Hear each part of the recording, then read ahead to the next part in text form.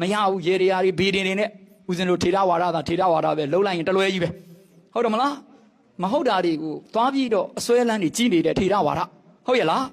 အဲ့ဒါဘဝပြတ်ကြောင်းတွေနော်ဘဝပြတ်ကြောင်းတွေကိုလုံးရမှာအကျမ်းမာရေးကူးဆိုင်ရမှာမသေးချင်း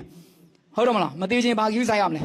ကျမ်းမာရေးကူးဆိုင်ရမယ်အသွားလာနေတိုင်းဆင်ခြင်ရမယ်ကားမောင်းရင်ကူးဆိုင်ရမယ်ဆိုင်ကယ်မောင်းရင်ကူးဆိုင်ရမယ်ဟုတ်တယ်မလားအခုလိုဆောင်းရသည်ရောက်ရင်အိမ်ရင်တတိထားနှွေးနှွေးထွေးထွေးနေရမယ်အစာအသောက်တွေအစားဟုတ်တယ်မလားကံစိတ်ဥဒုအာဟာရကိုစောက်ရှောက်ရင်အသက်ရှည်မယ်လို့ဗုဒ္ဓကဟောထားတယ်ကံကောင်းအောင်ဗုဒ္ဓဂုဏ်တော်တွေပွားမေတ္တာတွေပွားဟုတ်တယ်မလားဒါပေမဲ့ပောက်ကရတလွဲတွေလုပ်တယ်ထေရဝါဒ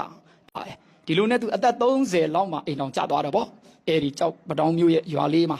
တကယ်ပစံချမ်းသာဆုံးအချောဆုံးမျိုးသမီးတဦးနဲ့အိမ်တော်ကျတယ်သူကအရန်လိမ်ပါတယ်ဖရာတရားကိုင်းဆိုင်နဲ့ကျောင်းဆရာလေးဆိုတော့လူတိုင်းကလည်းသူ့သဘောကျတယ်အိမ်တော်ကျတယ်ဒါပေမဲ့သူအိမ်တော်ရိတ်ကံမကောင်းဘာကြောင့်မကောင်းလဲဆိုတော့အမျိုးသမီးဘက်ကပစံရှိတယ်နော်ပစံရှိတယ်နည်းနည်းမာနာရှိမောင်တောင်းကကျောင်းဆရာဆိုတော့ပစံသိမ့်မရှိဟုတ်တယ်မလားအဲ့လိုနဲ့သူကန်ဆိုးတာသူကလေးသမီးလေးတယောက်ရသမီးလေးကစနေသမီးဘာသမီးသမီးဥစနေသမီးဆိုရင်တဲ့အမေသေးရတတ်တယ်တဲ့လောကီပောက်ကရအယူဆတွေကအဲ့ဒီကတဲ့ဟောရှိတယ်ကြားလာတယ်ခိုင်းပါလေတာဥစနေဆိုရင်အဖေဘက်ကသေတတ်တယ်တဲ့ဇာလားအဲ့လိုအယူဆကသူ့ရဲ့ရောက်ခမဘက်မှာအဲ့ဒီအယူဆကအစွဲလန်းတော်တော်ကြီးတယ်အဲ့ဒီသမီးလေးမွေးရတဲ့မောင်တောင်းမကြည့်တော့ဘူးသမီးလေးစနေဖြစ်တော့သူတို့သမီးလေးသေမှာကိုဆိုးလို့နော်သူ့မြီးလေးကသမီးဥစနေဖြစ်နေတယ်ဒါကြောင့်သူ့သမီးသေမှာကိုဆိုးတော့မောင်တောင်းကိုသဘောမကျမကျေနပ်ဘူးတလားလောက်ကြတော့မရဘူးရေတွေဘေးတင်နေနဲ့ဦးဇင်းတို့ထေရဝါဒသာထေရဝါဒပဲလုံးလိုက်ရင်တလွဲကြီးပဲဟုတ်တယ်မလား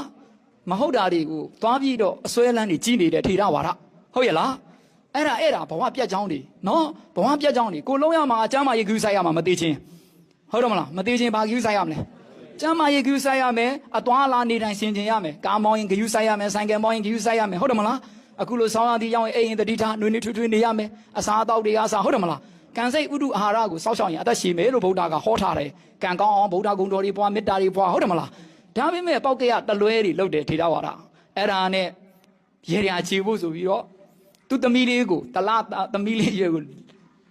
စကောထဲထည့်ရတယ်တဲ့မှတ်တော့နော်ဒကမကြီးသွားမလုံးနဲ့ကြားလားစကောထဲထည့်တယ်ထဲပြီးတော့မောင်တောင်းသူ့အဖေကိုကြောင်ကြိုက်ပြီးတော့မီးတစ်ဖက်ရေတစ်ဖက်ကင်ပြီးတော့9 ကြိမ်9 ခါကြော်ခွပြီးတော့အပြန်လှုပ်ရတယ်သူရေတွေကယုံလားဒကကြီးမကြီးတို့အဲ့ဒါသူ့သမီးမသေးအောင်ဟုတ်ပြီလားမိမလေးကိုအဲ့လိုကြော်ခွအဖေကအဲ့ဒီလိုထေရဝါဒပောက်ခဲ့ရတယ်လည်းရှိတယ်ဂျာလားပြောချင်တာအဲ့ထေရဝါဒအယူမဟုတ်ဘူးတခါကြီးမကြီးဂျာလားဒါတွေဟာတီထွင်လိုက်တဲ့ဗေဒင်တို့ရဲ့အယူဆတွေဗြဟ္မဏဝါဒတွေဗြဟ္မဏဝါဒကြောင့်အိန္ဒိယနိုင်ငံမှာသာသနာကွယ်ခဲ့ပြီးပြီဥစဉ်တို့အာတောကမင်းကြီးတည်ထောင်ခဲ့တယ်ဟုတ်လားကြိုးစားပြုခဲ့တဲ့သာသနာရေးဟာနောက်ပိုင်းမှာအိန္ဒိယနိုင်ငံသာသနာကွယ်ရခြင်းအကြောင်းရင်းဟာဘုန်းကြီးတွေကဝင်းကြီးတော်ကိုမလေးစားတာလဲပါသလိုအဲ့ဒီဗြဟ္မဏဝါဒတွေဘုန်းကြီးတွေကြားထဲမှာဝင်ပြီးတော့ဘုန်းကြီးတွေဟာအဲ့ဒီလိုတီလာပါဝါတွေရော့သွားပြီးတော့လောကီအလုပ်တွေလုပ်ရင်းနဲ့သာသနာမှာတကယ်ကိုစောက်ရှောက်တဲ့သူတော်ကောင်းနတ်တွေမစောက်ရှောက်ချင်တော့အဲ့ဒီအချိန်မှာမိစ္ဆာအန်တွေဝင်ပြီးတော့အိန္ဒိယနိုင်ငံသာသနာကွယ်ခဲ့တာတမိုင်းပြန်ဖတ်ရင်သိရလိမ့်မယ်။ကြောင့်လားဒါကြောင့်ထေရဝါဒဆိုတာအဲ့ဒီလိုမျိုးဒီရေတွေဘေးတင်တွေအားကိုးရမှာမဟုတ်ဘူးလေကိုယ့်ရဲ့ကံဉဏ်ဝိရိယကိုဘာလို့ရမှာလဲအားကိုးရမှာပေါ့အမောင်တောင်းကလုပ်ပေးပါတယ်သူချစ်လွန်းလို့သူ့ရဲ့ဇနီးနဲ့သမီးလေးကိုချစ်လွန်းလို့သူကဘုန်းကြီးလူထွက်ဆိုတည်တယ်လေဒါပေမဲ့လုပ်ခဲ့ရတာပဲသူလည်းလုပ်ရတာဟုတ်တယ်မလားဘာဖြစ်လို့သူ့ကိုခွဲတော့မှာကိုသမီးလည်းချစ်ဇနီးလည်းချစ်